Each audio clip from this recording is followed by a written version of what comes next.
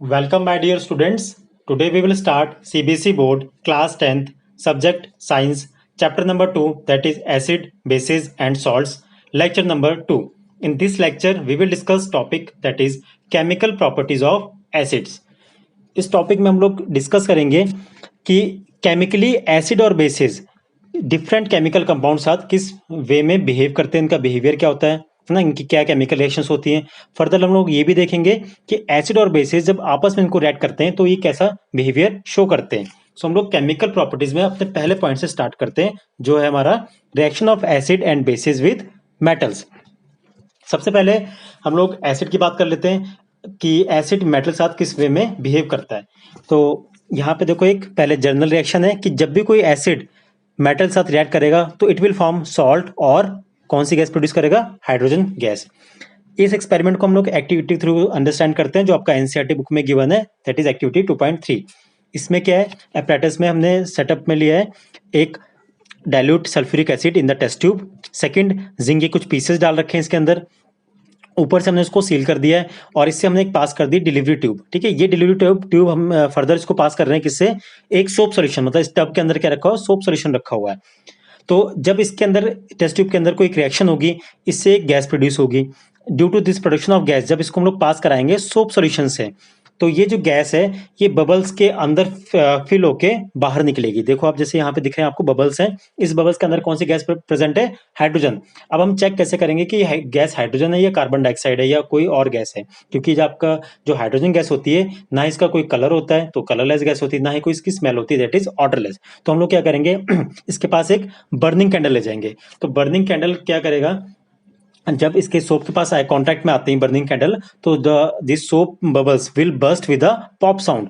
तो hydrogen gas की characteristic property होती है कि जब ये जलती है तो ये पॉप साउंड प्रोड्यूस करती है। ठीक है, तो ये कंफर्म हो जाएगा कि कौन सी गैस प्रोड्यूस हुई है उससे, यहाँ पे हाइड्रोजन गैस। ठीक है, अब यहाँ पे जो हमने मेटल लिया था वो हमारा था कौन सा? जिंक। और जो एसिड हमने यूज करा था वो था हमारा H2SO4। ठीक है, sulphuric acid, that is H2SO4। तो जिंक एक रिएक्टिव मेटल है, तो हाइड्रोजन को डिस्प्लेस करेगा, तो क्या बनाएगा यहाँ पे? Zinc sulphate, that is ZnSO4, plus जो गैस प्रोड्यूस हो रही है दैट इज H2। ठीक है, यही H2 रिस्पॉन्सिबल है पॉप साउंड के बर्न होने पे, कि मतलब जो आपका गैस पार्टिकल्स हैं they will burn with a pop sound. तो ये हाइड्रोजन गैस की वजह से ही ये प्रॉपर्टीज, ये रिएक्शन हुई है। ठीक है, तो ऐसे ही हम लोग अलग अलग एसिड इस टेस्ट ट्यूब के अंदर हम लोग डिफरेंट टाइप के एसिड्स भी यूज कर सकते हैं, और डिफरेंट टाइप के हम लोग मेटल्स भी कर सकते हैं। बट हमें ये चीज याद रखनी है कि जब भी कोई एसिड मेटल साथ रिएक्ट होता है तो बनाता है आपका सॉल्ट और हाइड्रोजन गैस। यहाँ पे जो जिंक सल्फेट बना है वो हमारा क्या है? सॉल्ट है, और दूसरा आपका हाइड्रोजन गैस हो गई।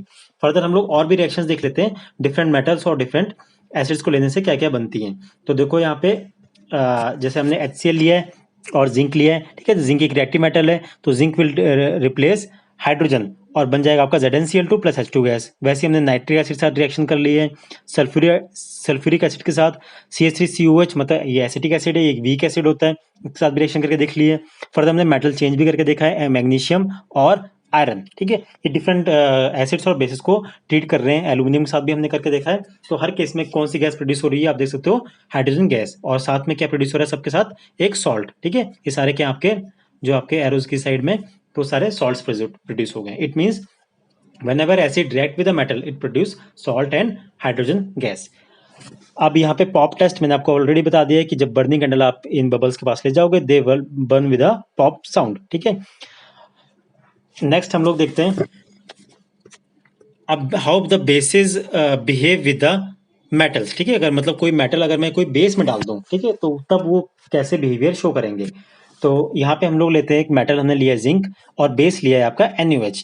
तो ये दोनों रिएक्ट करेंगे, तो जिंक अगेन एक रिएक्टिव मेटल है, it will replace hydrogen from this NaOH, तो बनाएगा आपका Na2ZnO2, that is called as sodium zincate and hydrogen gas. तो यहाँ पे भी क्या प्रोड्यूस हो रही है? Hydrogen gas. तो सिमिलरली आप कोई भी मेटल यूज करोगे बेस के साथ तो it will produce salt and hydrogen gas. ठीक है, टेस्ट इसको सेम वही मेथड से पॉप टेस्ट मेथड यूज कर सकते हैं हम लोग इसमें। अच्छा, उसके बाद हम लोग पॉइंट नंबर 2 देखते हैं। अब हम लोग करते हैं एसिड और बेस को ट्रीट करते हैं मेटल कार्बोनेट और मेटल बाय कार्बोनेट के साथ। तो मेटल कार्बोनेट्स क्या होते हैं? जैसे जनरली हम लोग लिखते हैं मेटल कार्बोनेट को MCO3। जैसे यहाँ पे हम लोग लिखते हैं, मेटल की जगह लिखता हूँ मैं Na सोडियम, ठीक है। तो यहाँ पे CO3, तो CO3 की वैलेंसी 2 होती तो यहाँ पे लग जाएगी, है ना। तो और Na की 1 होती तो बन जाएगा आपका CO3, ठीक है। तो ये बन गया आपका Na2CO3। This is called as a metal carbonate. तो अगर इस मेटल कार्बोनेट मतलब सोडियम कार्बोनेट को हम लोग डाल दें किसी एसिड के अंदर, लेट से हाइड्रोक्लोरिक एसिड, तो यहाँ पे भी कोई केमिकल रिएक्शन होगी। अब हम लोग जो ये गैस प्रोड्यूस हो रही है इसको डिलीवरी ट्यूब से हम लोग पास कराएंगे किससे, एक कैल्शियम हाइड्रोक्साइड के सोल्यूशन से, जिसको हम लोग कहते हैं लाइम वाटर, ठीक है। इसका फॉर्मूला होता है CaOH ट्वाइस। तो ये जो लाइम वाटर होता है स्टार्टिंग में तो आपका बिल्कुल आपका कलरलेस होता है, ठीक है। लेकिन जैसे ही आप इससे पास करते हो CO2, तो इट विल टर्न मिल्की। तो CO2 की एक अपनी प्रॉपर्टी होती है कि CO2 जिसमें आप लाइम वाटर से आप पास कराते हो तो वो मिल्की हो जाती है। तो ये कंफर्मेटरी टेस्ट होता है कि जो गैस यहाँ पे इस केस में प्रोड्यूस हुई है दैट इज CO2। अगर आप इसके पास बर्निंग कैंडल ले जाओगे तो it will extinguish because CO2 is not supporter of combustion. तो यहाँ पे हम लोग देखते हैं कि जनरल रिएक्शन हमारे पास क्या बन गई कि जब भी कोई मेटल कार्बोनेट हो या मेटल हाइड्रोजन कार्बोनेट हो। हाइड्रोजन कार्बोनेट क्या होता है, जैसे NaHCO3, यहाँ पे ये रिएक्शन है, ये आपका मेटल कार्बोनेट है और ये मेटल कार्बोनेट है। दोनों ही को हम लोग ट्रीट कर रहे हैं एसिड के साथ, दैट इज HCl। तो दोनों ही केस में क्या प्रोड्यूस हो रहा है, सॉल्ट, यहाँ पे NaCl, यहाँ पे भी NaCl, और क्या है, कार्बन डाइऑक्साइड। दोनों केस में आप देख सकते हो CO2 भी प्रोड्यूस हो रही है गैस की फॉर्म में, और वाटर, ठीक है। तो यहाँ वाटर यहाँ पे प्रोड्यूस हो रहा है, यहाँ पे प्रोड्यूस हो रहा है, ठीक है। तो याद रखना आपने मेटल कार्बोनेट और या मेटल हाइड्रोजन कार्बोनेट, कोई भी अगर एसिड के साथ हम लोग ट्रीट करेंगे तो बनेगा आपका salt, carbon dioxide and water.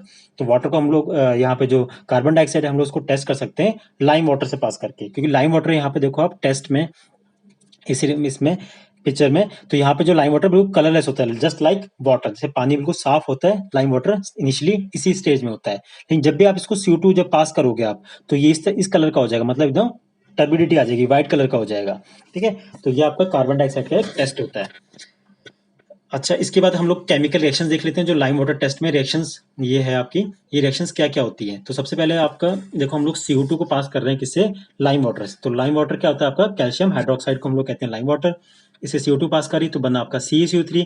इसी की वजह से आपका जो सोल्यूशन है आपको वो दिखता है थोड़ा सा टर्बिड, मतलब थोड़ा सा व्हाइट दिखता है, ठीक है। तो लाइम वाटर टर्न्स मिल्की। तो इस रिएक्शन की वजह से आपका लाइम वाटर मिल्की हो जाता है।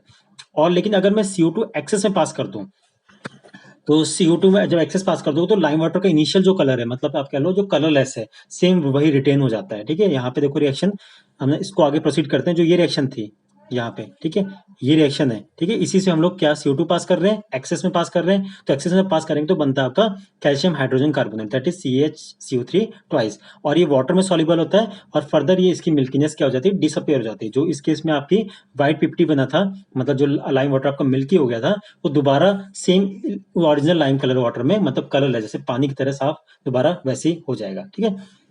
एक और चीज इंपॉर्टेंट पॉइंट है इसमें कि जो लाइम वाटर है, आप ये चौक कह लो या मार्बल कह लो, ठीक है। Limestone, Chowk, marble have the same formula, that is CaCO3, ठीक है। और CaCO3 फॉर्मूला क्या होता है, मतलब नाम क्या होता है, कैल्शियम कार्बोनेट, ठीक है। तो लाइम, चौक और मार्बल का एक ही फॉर्मूला होता है, दैट इज CaCO3, और इनका नाम, केमिकल नेम इनका कैल्शियम कार्बोनेट होता है, ठीक है। अब हमने एसिड को रिएक्ट कर लिया मेटल कार्बोनेट और मेटल हाइड्रोजन कार्बोनेट के साथ।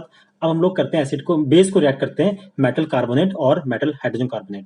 तो आपने ये चीजें रखनी है, जब भी बेस को इनके साथ आप रिएक्ट करते हो तो there will be no reaction, ठीक है। मतलब अगर मैं यहाँ पे ट्रीट करना चाहूँ कि Na2CO3 ट्रीटेड विद NaOH, तो there will no reaction takes place. अब हम लोग केमिकल प्रॉपर्टीज में थर्ड पॉइंट देखते हैं कि अगर मेटल ऑक्साइड्स को ना, एसिड्स को हम लोग मेटल ऑक्साइड के साथ ट्रीट करेंगे तो क्या रिएक्शन होगी। तो यहाँ पे हमने यहाँ पे जनरल रिएक्शन दे रखी है कि यहाँ पे मेटल ऑक्साइड है, एसिड साथ ट्रीट करेंगे तो बनेगा आपका सॉल्ट प्लस वाटर, ठीक है। अब ये मेटल ऑक्साइड्स को हम लोग एसिड के साथ क्यों ट्रीट कर रहे हैं, क्योंकि मेटेलिक ऑक्साइड्स कैसी होती है आपकी, they are basic in nature. तो आपने ध्यान रखना है बेसिक नेचर की होती है। अब ये क्यों होती है बेसिक नेचर की, ये भी आपको बताता हूँ, बट पहले हम लोग रिएक्शन देखते हैं। हमने एक मेटल ऑक्साइड लिया है, देखो आप, कैल्शियम आपका मेटल है और ऑक्साइड मतलब Ca, तो ये होगा आपका मेटेलिक ऑक्साइड। हमने इसको किससे ट्रीट करना है, किसी एसिड के साथ। तो यहाँ पे ले लेते हैं लोग एसिड, दैट इज HCl।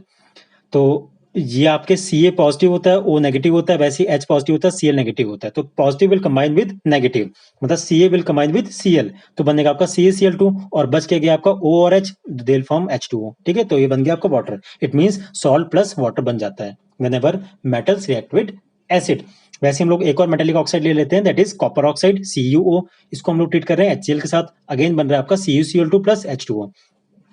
तो दोनों ही केसेस में आप देख सकते हो कि जो मेटल ऑक्साइड है आपका रिएक्ट कर रहा है किसी एसिड के साथ और वो बना रहा है सॉल्ट और वाटर। ठीक है, इसमें इस सेकंड पॉइंट में जो आपका एक नोट इंपॉर्टेंट करने वाली चीज है, जो आपका CuCl कॉपर क्लोराइड बनता है, इसमें जो उसका कलर होता है वो होता है आपका ब्लूइश ग्रीन। ठीक है, ये कलर होता है, क्यों? Because of formation of this CuCl2, जो बना है इसका कलर क्या होता है आपका ग्रीन होता है। अच्छा, मैंने आपको अभी बताया था कि जो मेटेलिक ऑक्साइड्स होती हैं ये बेसिक होती है। तो रीजन क्या होता है इसका? बिकॉज जब भी इनको आप वाटर में डालते हो मेटेलिक ऑक्साइड्स को, तो they will form basic solution. Like देखो यहाँ पे हमने लिया था एक कैल्शियम ऑक्साइड। ठीक है, इसको जब आप वाटर में डालोगे दैट इज H2O, तो ये बनाएगा आपका कैल्शियम हाइड्रोक्साइड। ठीक है, अभी कैल्शियम हाइड्रोक्साइड क्या है? एक बेस है। तो इट मीन्स कि कैल्शियम ऑक्साइड जो आपका मेटेलिक ऑक्साइड है, हमने इसको वाटर में डाला तो बनाता है आपका एक बेसिक सॉल्यूशन बनाता है। ठीक है, इसलिए हम लोग कहते हैं कि metallic oxides are basic in nature. ये पॉइंट मैंने यहाँ पे लिखा हुआ है, इसको आप पढ़ सकते हो। नेक्स्ट हम लोग देखते हैं नॉन मेटेलिक ऑक्साइड्स के बारे में। मतलब नॉन मेटेलिक ऑक्साइड्स को हम लोग ट्रीट करेंगे किसी एसिड से। अब हम लोग नॉन मेटेलिक ऑक्साइड्स को एसिड के साथ क्यों ट्रीट कर रहे हैं, इसका रीजन ये है क्योंकि they are basic in nature. ठीक है, तो यहाँ लिख दिया मैंने non metallic oxides are, sorry, non metallic oxides are acidic in nature. ठीक है, एसिडिक होती हैं। तो एसिडिक होंगी तो ऑब्वियसली हम लोग किसी बेस से ट्रीट करेंगे। तो non metallic oxides plus base they will form salt and water. अब हम लोग एक नॉन मेटेलिक ऑक्साइड ले लेते हैं, लेट से कार्बन डाइऑक्साइड है। ठीक है, क्योंकि कार्बन एक नॉन मेटल है तो इसके साथ ऑक्साइड का फॉर्मूला क्या होगा? CO2। साथ में हम लोग एक बेस ले लेते हैं, यहाँ पे हमने ले लिया है CaOH ट्वाइस, कैल्शियम हाइड्रोक्साइड। अब जब हम इनको आपस में ट्रीट करेंगे तो क्या बनेगा आपका? सॉल्ट। तो बन गया आपका CaCO3 सॉल्ट, और साथ में क्या बन गया आपका? वाटर। ठीक है, तो अब जो नॉन मेटेलिक ऑक्साइड्स है ना, हम लोग एसिडिक बोलते हैं। तो इसको एसिडिक क्यों कहते हैं? इसका रीजन क्या है कि जब भी आप इनको वाटर से ट्रीट करोगे तो they will form acidic solution. अब देखते हैं कैसे। जैसे यहाँ पे CO2 क्या हो गया आपका? यहाँ से एग्जांपल लिया मैंने, CO2 एक नॉन मेटेलिक ऑक्साइड है, इसको हम लोग वाटर में मिक्स कर रहे हैं। ठीक है, तो क्या बनाएगा? H2CO3, इसको कहते हैं हम लोग कार्बोनिक एसिड। ठीक है, तो इट मींस इसका मतलब ये हुआ कि जो नॉन मेटेलिक ऑक्साइड्स होती हैं वो सॉल्यूशन फॉर्म करती हैं एसिडिक, इसलिए हम लोग इसको कहते हैं non metallic oxides are acidic in nature. ठीक है, अब हम लोग केमिकल प्रॉपर्टीज में फोर्थ पॉइंट करते हैं हमारा कि अब देखते हैं हम लोग अगर एसिड और बेस को आपस में मैं रिएक्ट कर दूं तो ये कैसे बिहेव करते हैं। ठीक है, देखो यहाँ पे जैसे हमने एक एसिड लिया है, लेट से हमने HCl ले लिया है और दूसरा बेस हमने लिया है दैट इज NaOH लिया है। तो ये कैसे रिएक्ट करते हैं? तो पहला पार्ट आपका positive, Cl part negative, Na positive, OH negative. ठीक है, तो पॉजिटिव को नेगेटिव साइड कंबाइन कर दो तो बन गया आपका NaCl, ये सॉल्ट बन गया, और वाटर। इट मींस जब भी आप एसिड को बेस के साथ ट्रीट करते हो तो बनता है आपका सॉल्ट और वाटर। तो इसकी और रिएक्शंस भी हमने ले ली यहाँ पे, सल्फ्यूरिक एसिड और ये बेस में पोटेशियम हाइड्रोक्साइड, तो बन गया K2SO4, potassium sulphate and water. और नेक्स्ट में एक और हमने बेस लिया है यहाँ पे KOH, और यहाँ पे एक एसिड लिया है दैट इज HNO3, इसका नाम होता है आपका केमिकल नेम नाइट्रिक एसिड। ठीक है, potassium hydroxide treated with nitric acid, तो बनाएगा आपका potassium nitrate that is KNO3 plus water. ठीक है, अब इन एसिड और बेस को इनका ना इफेक्ट अपोजिट होता है। ठीक है, मतलब अपोजिट मतलब एक दूसरे को ये न्यूट्रलाइज कर सकते हैं। तो जब इनको आपस में मिक्स करोगे तो मतलब ये अपना एसिडिक कैरेक्टर लूज कर देगा एसिड, और बेस अपना बेसिक कैरेक्टर लूज कर देगा। तो इसलिए हम लोग इसको एक और नाम से भी जानते हैं that is called as a neutralisation reaction. ठीक है, मतलब एसिड और बेस की रिएक्शन जो होती है it is called as a neutralisation reaction. ठीक है, to give salt and water, तो ये हमेशा सॉल्ट और वाटर फॉर्म करते हैं। ठीक है, उसके बाद नेक्स्ट हम लोग देखते हैं, अब इसके हम लोग सम अप कर लेते हैं कि एसिड के साथ हमने कौन कौन सी रिएक्शंस करी हुई हैं। देखो यहाँ पे पहले सबसे पहले हमने एसिड को ट्रीट करा था मेटल के साथ, फिर हमने करा था मेटल कार्बोनेट के साथ, फिर मेटल हाइड्रोजन कार्बोनेट के साथ, देन हमने मेटल ऑक्साइड के साथ करा था, फिर बेस के साथ करा था। तो ठीक है, तो मेटल के साथ ट्रीट करने से सॉल्ट और हाइड्रोजन गैस बन रहा था, कार्बोनेट के साथ ट्रीट करने से salt, carbon dioxide, water. Same अगले केस में भी यही चीज बन रही थी। और मेटल ऑक्साइड के साथ साथ करने में एसिड को, क्योंकि मेटालिक ऑक्साइड्स क्या होती हैं आपकी? बेसिक होती हैं, तो ये ट्रीट करके क्या बना रहे थे आपके? सॉल्ट और वाटर। वैसे हम लोग बेस को करेंगे तो अगेन सॉल्ट एंड वाटर। तो ये होगी सारी आपकी समराइज एसिड की रिएक्शंस। अब हम लोग देखते हैं बेस कैसे रिएक्ट करते हैं, मतलब इसकी समरी देख लेते हैं हम लोग। तो बेस को हमने पहले मेटल साथ करा था तो बन रहा था आपका सॉल्ट प्लस हाइड्रोजन गैस।